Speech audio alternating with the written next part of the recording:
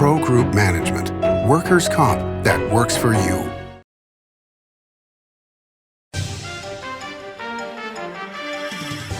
Welcome to Nevada Newsmakers. On the broadcast today, Mark Robison from the Reno Gazette Journal and I conducted a debate on Assembly District 25 with Selena La Rue Hatch and Sam Kumar. It's all coming up next on an all-new Nevada Newsmakers.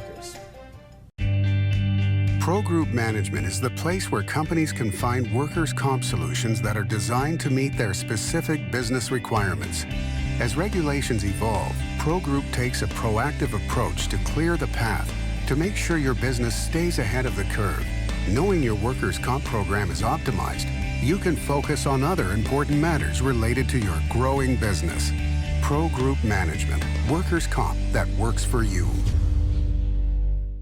Brian Culpa Photography was born in the rolling hills of Massachusetts, and now he can help you experience the stunning beauty of Nevada in a whole new way through the power of flight. Flying has always been a passion for Brian, and at Brian Culpa Photography, he can make your imagination soar. Brian has the creative mind and tools to tell your unique story. Experience the bird's eye view at brianculpaphotography.com.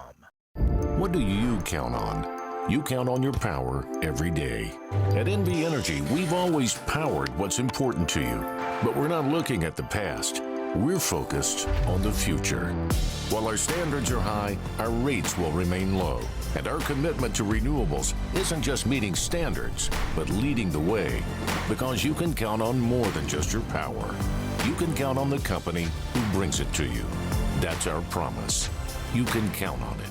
Nevada Newsmakers Studio is located at the headquarters of the Nevada Trucking Association. Motion and purpose are a truck's greatest virtue. This is Nevada Newsmakers with host Sam Shad, a no-holds-barred political forum. Now, from the Nevada Newsmakers broadcast headquarters, here is Sam Shad. And back on Nevada Newsmakers, Sam Shad here along with Mark Robison of the Reno Gazette Journal. Today we're going to have a debate on Assembly District 25, and Sam Kumar is here. He's the Republican candidate. Selena La Rue Hatch is the Democratic candidate. It's an open seat. Mark, if you could describe the district and ask the first question, please. Okay, so the district, as I understand it, is a little bit confusing, but that it's Northwest Reno, Southwest Reno, Collin Ranch, Lake Ridge, and the airport area. And so, Sam, I think I'll start with you with an election-related question. And so, one of the things passed in the last legislature was allowing strangers to pick up and deliver people's ballots. And personally, I kind of like the concept because I live many miles, 35 miles from the nearest polling station, and so my wife can drop off my ballot if she happens to be going into town. But the part of strangers being able to do that, I'm not quite so sure about it. So as far as this part of election law that the Nevada legislature passed, would you change it, keep it, modify it? Excellent question. And Sam and Mark, thank you for hosting the debate. Appreciate your time. And Selena, good to see you. Glad to have this conversation. To answer your question, absolutely not, Mark. My concern is whether we can prove that something went wrong or not is kind of irrelevant. Does the possibility exist for it to happen? Now, it's one thing in your example, family members, I'm totally fine with that. But when strangers can pick it up and drop it off, that is an issue, also known as ballot harvesting for your knowledgeable viewers. I would absolutely vote against it. Okay. And Selena, what's your take on that ballot harvesting part of the legislation? So I found it interesting that you said strangers taking your ballot, because obviously, yes, someone that I don't know could take my ballot in for me, but it doesn't mean that they're taking it from me and I have to give it to them, right? I have to hand off my ballot to someone that I am trusting to turn it in for me. I think that we need to think about the whole electorate, and we need to think about there are some people that cannot get to the polls, right? Our reservation systems, that was part of why it was brought into being, is because our Native American populations can't always get to the polls. It's easier if they can appoint one person to carry in all of the ballots. So I don't know necessarily we need to get rid of the entire practice. I wouldn't be opposed to some sort of system where you have to sign a form or there's some way to track it to ensure that it is turned in, and if it's not, you have recourse. But I don't know necessarily that we have to get rid of the system entirely. Okay, Sam, did you want to rebut that at all? I'm good with that answer. Okay, then I will come to you, Selena. Education in Nevada consistently ranks last in the nation, including in per pupil funding. What solutions do you propose to improve our rankings? So I'm really glad you asked that question, because I am a teacher here in Washoe County, have been for the last decade, and honestly that's why I'm running, because we have ranked last for a long time, and I feel like we often rearrange the deck chairs on the Titanic, but we're not actually making the changes that our students need to see. And so I think we have a commission on school funding that has spent the last 3 years studying this problem. I think we need to follow their recommendations for the ways that we can get the revenue to our students. I also think when we follow their recommendations, that revenue needs to actually get to the classrooms. I think that Mike Kazmierski had an op-ed just 2 weeks ago that said $2 billion has been supplanted from education. That's funding that was supposed to go to education, and through a shell game in the legislature didn't make it there. And so I think we need people in the room that are going to ensure it's going to our students. Okay, Sam? The legislature, both chambers, and the governor's mansion is occupied by Democrats, and it's been for some time, with small gap in 2014, 2015, where the legislature was not controlled by the Democrats. So I don't know if there are changes that need to be made, why the Democrats did not make it. But in terms of answering your question, Sam, opportunity scholarships, we are familiar with that. And the legislature and the current Democrat governor have put a lot of constraints there. We can solve a lot of these problems by opening up opportunity scholarships. And right now we have it set at 300% of federal poverty level. We can lower that. And besides, we have caps in terms of how many students, how many $1 million of donations that can go there. That needs to be changed with, the limits need to be extended, and probably at some point of time, we shouldn't have any limits at all. What that does is when a student takes advantage of the opportunity scholarship, our state spends about $9,300 per pupil. And that fund, when the student moves into the opportunity scholarship category, will go down to $5,000, thus increasing the per pupil spending for the public schools, and also allowing the taxpayers and the parents specifically to make a decision as to where their children should go to school, instead of legislature or the governor or the school board or the unions doing that. Okay, I'm going to call time on you here and give Please. Selena a chance, because we went a little over there. So. Sorry. Yeah, I'm definitely going to want to respond to that, because I think we need to be honest about what opportunity scholarships are, which is taking money away from public schools and giving it to private individuals. And I don't think that we solve the problem with our public schools by taking money away. You just mentioned that funding is a huge issue. Opportunity scholarships funnel significant amounts of money away from our students. And while one student going to private school may be an option for one family, we need an educated citizenry, and we cannot fail our entire citizenry by allowing our public schools to fail. Okay, Sam, do you want to rebut? Absolutely. It is, first of all, it's inaccurate to say it takes funding away from public schools, because that funding comes from donations. If anything, it increases the per pupil funding. Number two, our goal is to produce results for students in the state. By that, we are talking about test scores and the quality of education and all of that. So it's not about funding public schools, it's about producing results. It is a wrong frame of mind to say we're about funding public schools. It's about producing results. Selena? Yeah, so I just want to clarify, are you saying that we shouldn't fund our public schools? I never said that. My point is that what you said, that it takes funding away from public schools, the opportunity scholarships do, is an inaccurate piece of information. It does not, because it comes from donations, and it's as simple as that. It does not take funding away from public schools. It's an inaccurate assessment of the situation. While there may be donations, there is money that is diverted from public education, right? That's a fact. We know that's a fact. And I think that rather than just debating this small sliver of public schools, I would really like to hear some solutions to our public schools, because we still need public schools. We have a democracy. Our founders believed in universal education. We need to make sure that we are educating everyone. And so I would also love to hear your thoughts on how we fix our public schools. Okay, you've got 30 seconds. Like I said, let's start with opportunity scholarships, which will help us reduce class sizes, because when students move out of that system and parents get to decide. I want parents to have the power to decide, Sam and Mark, not the unions, not the school board, not anyone else. Okay, you have a last word, Selena? Yeah, so that's not going to reduce class sizes. If we take money from public education, we have fewer allocations. That means we have fewer teachers. I'm at a school where I have 40 students in each of my 6 classes. If you can imagine 40 15-year-olds in a room together, that is organized chaos. And taking money away from our public schools will make that worse. All right, let's move on to the next question, Mark. Okay, I'm gonna keep it with education though, Sam. That you had written that you think schools should leave out sex education. What did you mean by that?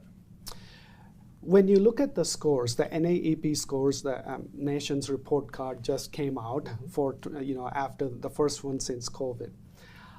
4th grade students have basically lost a decade full of progress they've made in the past. That is a significant problem. Our focus should be on teaching students science, math, reading, and the basic skills. That is the core responsibility of schools, not getting into sex education and everything else. Let parents worry about that. Let's stick to the basics. Okay, Selena? So you mentioned that we should teach science. Is biology not science? Sex education is biology. It's taught by our science teachers. It's part of our students learning about their bodies. And it doesn't take away from reading. It doesn't take away from math. We do have struggles in those areas, and that is why I'm running and why I want to invest in our kids. But it's not because we are teaching kids about their bodies. Do you want to rebut? Absolutely. We are failing in terms of reading and math, and we are talking about sex education. Is that what this has come down to? Selena? I don't know. I think that's a false equivalency. We are not saying we have to teach one or the other. We are capable of teaching many things in many different situations. And as a classroom teacher who is there every single day, I can tell you kids can learn multiple things at once. Okay, can I do a follow-up question here, Selena? And I'll start with you, which is, over the years, school teachers have been asked to deal with all kinds of social issues beyond teaching the basics that Sam was referring to. We've seen with Metro Police Department in Las Vegas, they're taking part in a program, for example, that allows the police department to move mental health cases to mental health professionals to allow cops to continue to be cops rather than dealing with social services. How do you feel about this in regard to the school system? I really appreciate that follow-up question, because I think that educators have been asked to fill every single hole in the social safety net. It is my job to make sure my kids are fed, to make sure that they are in a mental state where they can learn. I have become a trauma counselor when I have no background in any of that. And in my school of 2,500 students, we have 1 school psychologist. Each of our counselors has 700 kids on their caseloads. They cannot help with mental health, which our kids desperately need, in the way that our students deserve. So I absolutely support that kind of program for our education system. Sam, your thoughts? Definitely open to that. Okay, all right, let's take a break. We'll come back with more on this debate on Assembly District 25 after this timeout. Hi, I'm Renee Summerhour, digital news anchor here at 7 at 7. Watch our streaming nonstop newscast immediately with your mobile phone. 7 at 7 is the new way for you to get every bit of local news you need in just 7 minutes. Breaking news, local neighborhood news, weather, and sports are just a click away. Reporters bring you all of what's happening in the Valley. From Roku, Amazon Fire, Apple TV, YouTube, and more. Get every bit of local news you need from the RJ and LVRJ.com. Each day, the Children's Advocacy Alliance partners with leaders, legislators, and families across Nevada to improve children's health, education, economic well-being, and safety. We recognize Nevada will be no better than the state of its children. Be a part of this change. Be a supporter of the Children's Advocacy Alliance. For more information, go to CAANV.org. I'm here at the Carson Valley Inn in Minden with Joey Whitaker. One of the things I love about the Carson Valley Inn here in beautiful downtown Minden is CV steak. I have eaten here so many times. Tell folks what they can expect when they come here to eat. It's a beautiful room, great service. We have certified Angus beef, seafood, lamb, a great range of appetizers, and wonderful desserts. Jean-Michel's done a great job of selecting some beautiful wines for us. The customers love it, and we've got a great selection of cocktails as well. It's not a long way to get away to the Carson Valley Inn. Modern boutique Ahern Hotel and Events Center in Las Vegas. Host meetings and events on 2 floors. Stay in luxurious rooms and suites. Unlimited branding opportunities. Regional Italian cuisine by Chef Mark Segrisi. Flexible event spaces. Full buyout options. Visit ahernhotel.com today. This is Nevada Newsmakers. And back on Nevada Newsmakers, we continue our debate between Sam Kumar, the Republican, running Assembly District 25, and his opponent is Selena La Rue Hatch, the Democrat. Okay.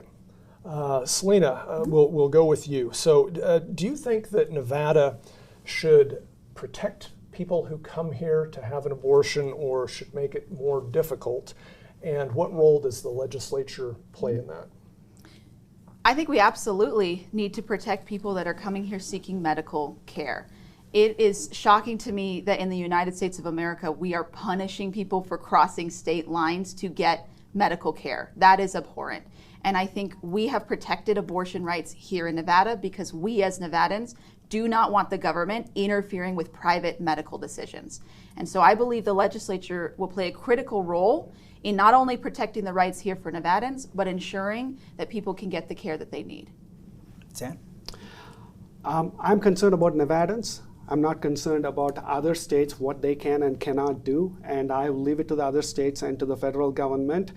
In 1990, the state passed a law on abortion which cannot be changed by the legislature, which clearly states cannot be amended or repealed. So it's up to the people to change that. If they want to change that at all, I'm comfortable with that approach. But for example, would you make it, would you help report people to the states that they came from that they were seeking this medical attention? I'm not in favor of that. But if the federal law says that, then it's a Supreme Court decision at that point. I'm not a big fan of people reporting others unless a crime is being committed. Selena? Yeah, I would just like to respond to one portion of that, which is that it is a state law. The legislature alone cannot overturn the right to abortion, but they can severely limit access to it. As you mentioned, access to abortion. And I think that is why it's really critical that we are getting people in office that are going to protect that right. And I am a little concerned that my opponent has written columns that say we should rethink Roe v. Wade. And I think that voters should hear whether he plans to limit access to abortion or not. Sam? Obviously, my opponent has not read the column fully. And my column clearly states it should be left to the states. And that's Nevada's right to choose what Nevadans can do in this state has been fully protected, and it clearly states the initiative from 1990 cannot amend.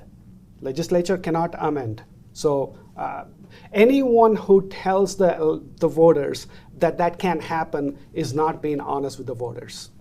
All right, let's take another break, and we'll be right back with our debate after this. Southwest Specialties has been making the homes and businesses of Nevada beautiful for more than 20 years. Their experienced designers and craftsmen create the walkways, backyards, water features, and a variety of outdoor cooking areas that add curb appeal and value to your investment. Call today or visit them at their website and see how they can make your outdoor spaces special. Southwest Specialties, creative, distinctive, beautiful. The Nevada Builders Alliance has been protecting the interests of the construction industry for over 50 years. Our programs save members thousands of dollars every year and allow them to provide much-needed benefits to their employees. Our industry also allows Nevada to grow. If you're thinking about a career in the construction industry, reach out. And if you haven't thought of a career in construction, what are you waiting for? We are the Nevada Builders Alliance. Ahern Rentals began as Signal Gas Station on Las Vegas Boulevard. Founder John Ahern grew the business by offering rentals. His son Don built on John's legacy, growing Ahern Rentals into the largest independently owned American rental company, with 89 locations in 30 states. Don also brought his experience and vision to equipment manufacturing with Extreme Manufacturing and Snorkel. Today, Ahern Rentals continues to bring its family values to a new generation. Learn more at ahern.com. The Do It Right guys at Nevada Heating have one mission. Your air conditioner breaks down today. We fix it today. Why sweat for days while your air is down when Nevada Heating can get the job done today and you can get cool again? For nearly 50 years, locally owned Nevada Heating has been getting the job done right. Call today at 323-5585 or see us online at nevadaheating.com. This is Nevada Newsmakers. And back on Nevada Newsmakers, we continue our debate between Selena La Rue Hatch and Sam Kumar, running for Assembly District 25. Selena is the Democrat, Sam is the Republican. And this question to you, Sam. The opioid crisis, substance abuse disorders, and overdose fatalities have wreaked havoc on Nevadans, their families, and communities. How do we balance being tough on crime and not filling up our prisons with people who actually need treatment? Opioid crisis, I'll add fentanyl to that, and that's a direct consequence of open borders. And there is a war on our children. Hundreds of Nevada children are dying on a regular basis, and it's really sad to see that. We are not even talking, we are talking about children potentially, looking for aspirin or something as benign as that, which is laced with fentanyl, which then kills the child. It is so sad, Sam, and absolutely we need to close our borders and only allow legal immigration. Foreign powers like China are taking advantage of the situation to basically murder our children, and that has to stop. Okay, and I will point out that the Nevada legislature has nothing to do with immigration law. So, Selena, your response? Yeah, I find it interesting that the response is borders, over which you pointed out we have no control over that. And so, I would like to say to my opponent, you might be running for the wrong office. If that's your key issue, you may want to look at challenging Mark Amadei in 2 years. But to answer the actual question, which is about the opioid crisis and fentanyl, which is an issue in our schools, and I do see in my classroom, we need to get more mental health professionals. Our students are suffering. Our students' mental health is out of control. But when we refer them to a mental health professional, it's 6 months wait at best for them to get in to see someone.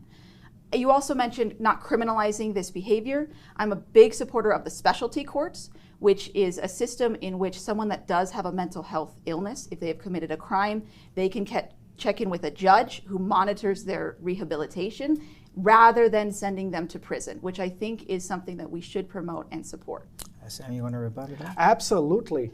The root cause of fentanyl deaths is immigration policy, which is furthered by your party, Selena. So you cannot walk away from that. Yes, we need to address the root cause while we are also addressing the symptoms of the problem. So without shutting down the border, you're going to have the problems become bigger and bigger. Regardless of what office you're running for, you need to address the root cause. That's what leadership is about. Do you want a last word? Well, I'm not a politician. I'm a teacher. I'm not in charge of immigration policy. I am not talking to Joe Biden daily, and I have no control over that. But I do have control over what happens in my district when I am elected to the assembly. And so I am coming up with solutions that I can actually implement and not just talking big platitudes. Mark? Okay. Well, you brought up Joe Biden. So Sam, do you think Joe Biden won the 2020 election? He's the president. And that's not the question. Did he win? I want to look forward, Mark, not in the rearview mirror. I think there's plenty of room for improvement in terms of the changes we need to make the elections process and more acceptable, more confidence building and all of that. That election is over. The last I checked, Joe Biden has an electoral college majority, and he is the president. He is my president. Do you think he won? Yes, he did. Okay. Selena? I absolutely think that he won. He did win. Our elections are fair and valid. I am deeply concerned at how long it took my opponent to admit that, considering that he has photos of him with people being investigated for the fake electors up on his website and his social media.